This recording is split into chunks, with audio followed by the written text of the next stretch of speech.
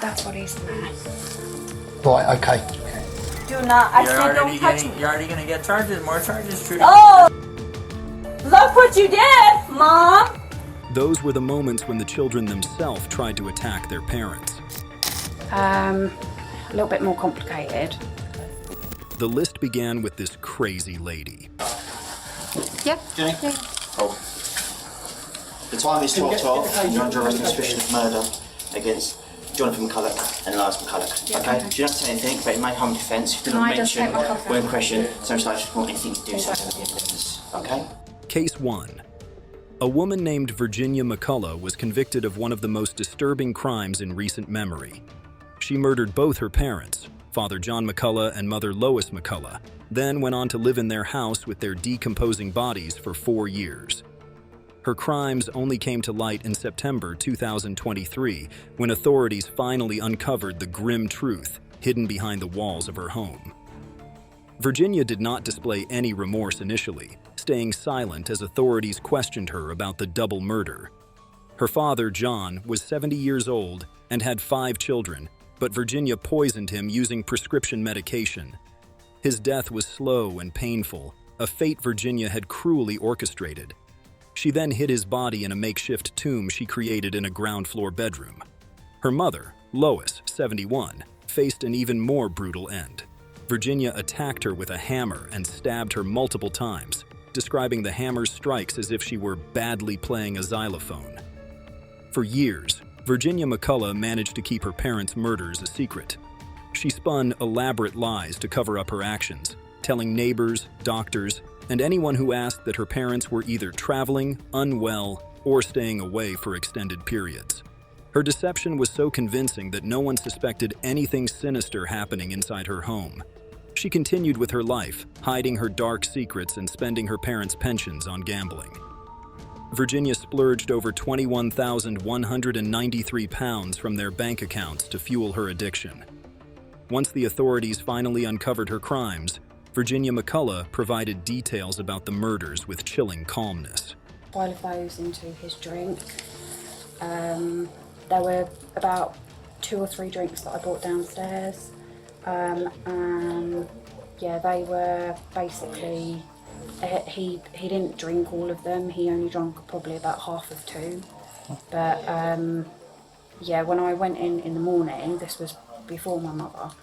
When I went in the morning, early hours, I got up about half an hour early, about 6 o'clock in the morning. Came in and he was gone. He was gone. She revealed where she had hidden her parents' bodies, pointing out specific locations within the home. John McCullough's body was hidden in a makeshift tomb under a bed on the ground floor. Up under caution, Those after your paintings, arrest. by the way, are part of, they're my granddad's. Okay, right, so I've written this, please. I, Virginia McCulloch, have informed Police Constable 77325. Virginia took authorities upstairs to show where she had placed her mother's body. She described that it was behind the bed in a wardrobe, next to the sink in her mother's bedroom. Her willingness to cooperate with the investigation at this point seemed to be less about remorse and more about accepting her punishment.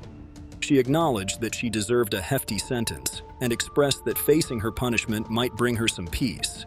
But her previous actions, hiding bodies, lying to others, and spending her parents' money, all pointed to a calculated effort to avoid responsibility.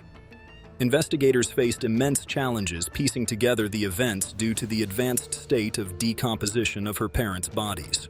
Toxicology experts had to work meticulously to understand how and when the murders occurred, while the coroner's work was obstructed by the body's hidden state. Next, on September 2, 2023, officers responded to a call for a domestic disturbance between an elderly mother and her adult daughter, Trudy. Don't touch me like that. He was mad before because she at one time did pinch me and I had bruises. Look what you did, Mom! Lock Cam. Hey, Mr. Cam. My mom touched me first. Case 2. This was not the first time the police were dispatched to this address due to family conflicts, indicating a recurring issue in the household. Upon arrival, officers approached the residence cautiously, aware of previous tensions. Officers entered the residence and were initially met with resistance from both women. The officers attempted to assess the situation calmly, but Trudy appeared defensive and hostile. The mother and Trudy were evidently at odds, with voices raised and emotions running high. Talk to anybody. No, I'm not going to talk to any of you. You don't want to talk to us? Why? Trying to figure out what happened. For what? To investigate. I don't care about you guys. You guys don't matter anymore. Okay. What do you want? What do you want? What do you want? What? We're I just don't called over care. here for a Okay, verbal that's DV. fine. That's fine. Go ahead. Domestic. We don't know what's going on. We're just here to figure out. To my understanding, you and your mom were having a verbal argument. I didn't know it was that bad. I don't know. I'm trying to figure out. To de-escalate, one officer tried engaging Trudy in conversation, hoping to gain a clearer understanding of what had triggered the latest conflict. The mother, who was visibly shaken, described the continuous verbal confrontations with her daughter, who had been staying with her temporarily. Well, my son plays in a band, and she's been fighting with his wife on the phone, texting back and forth, and accusing her of stuff, and I guess she must have told him the stuff that she was accusing her of cheating on him. Is your face and okay? Huh? So You wanna is your see face it? okay? My face okay? Looks a little red. Probably just upset. Okay. Did she hit you at all? No, she kind of pushed me, but According to the mother, Trudy's presence in the home had led to persistent arguments and accusations. Despite their tense exchanges, Trudy denied any serious physical altercations, asserting that the dispute was primarily verbal. However, as the discussion continued, it became clear that there had been physical contact during the confrontation, though both parties downplayed its severity. You think your mom had to have been pretty scared though to probably call us, right, or no? No, So why do you think she called us? because Because what? that's just my mom. Honestly, my mom is just a little bit drama. As officers tried to get a clearer picture, Trudy's demeanor alternated between dismissive and defensive. She expressed frustration over the ongoing tension with her mother and rejected any suggestion that she had initiated physical contact. However, her mother revealed that Trudy had shoved her during the argument, an action that seemed to trigger the call to police. What started the argument here tonight? I could smell alcohol on her, so I know she's Yeah. pieced out tonight. she's drinking everything. She hides her liquor, but And did she hit you today? not really. She kind of pushed me, but I pushed her back. Okay. And I what, mean, what caused that little? Next, the officers worked to gather information from both parties involved.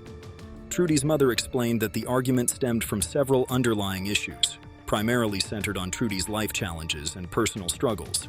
According to the mother, Trudy had recently lost her apartment due to financial troubles and moved in with her, which created new tensions in the household. She disclosed that Trudy often blamed her for many of her problems, accusing her of causing financial and emotional difficulties. This blame, according to the mother, had resulted in frequent verbal altercations and outbursts. Trudy's mother went on to describe Trudy's behavior over the past few weeks. She detailed how Trudy would often initiate confrontations. As the officers evaluated the scene, they observed the physical and emotional states of both women. Trudy appeared visibly agitated, often interrupting officers to dispute her mother's statements. The mother, on the other hand, seemed emotionally drained, displaying signs of fear and anxiety. During the questioning, the mother mentioned that Trudy had a history of alcohol use, which, in her view, contributed to her daughter's unpredictable behavior. In an effort to de-escalate the situation, the officers suggested that Trudy step outside to speak separately, hoping a change of environment might calm her down. However, Trudy resisted this approach, refusing to leave her mother's presence. She became defensive, accusing the officers of treating her unfairly and insisting that she had done nothing wrong. Despite the officers' efforts to remain calm and encourage cooperation, Trudy's behavior only intensified. As the conversation continued, Trudy's frustrations surfaced more openly. She directed her anger toward both the officers and her mother, blaming them for her current situation. The officers tried to reason with her, offering her the opportunity to leave for the night if she could arrange a place to stay. This option was presented to reduce the immediate tension and allow both individuals a chance to cool off. When the officers moved to detain Trudy, she resisted physically. She refused to stand up or put her hands behind her back, insisting that she had done nothing wrong. Her resistance escalated quickly, with Trudy attempting to pull away from the officers and at one point throwing herself against a wall. She made her body go limp, complicating the officers' efforts to safely detain her. The officers repeatedly requested her cooperation, but Trudy remained defiant, accusing them of unnecessary force. This phase of the incident grew tense as Trudy verbally lashed out at the officers, blaming them and her mother for the circumstances. More charges, Trudy. Oh! Look what you did, Mom! You guys are I swear. You don't listen. I don't have to listen. I said, give me a minute, and you can't give me a minute. Don't fucking touch me like that. Don't. Stand up. The officers maintained their composure, trying to handle her resistance with as little force as possible. Despite her protests, Trudy was eventually handcuffed and prepared for transport. After securing Trudy in the patrol car, the officers assessed her condition and decided to take her to a hospital for medical evaluation before proceeding with formal charges. During the transport, Trudy continued to express hostility, directing insults at the officers and her mother, showing no signs of calming down. At the hospital, Trudy was checked for any medical issues, as she claimed to have existing health concerns.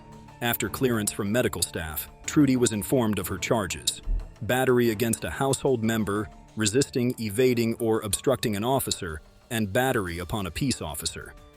Despite these formal charges, she continued to protest her innocence, blaming her mother and the police for her arrest.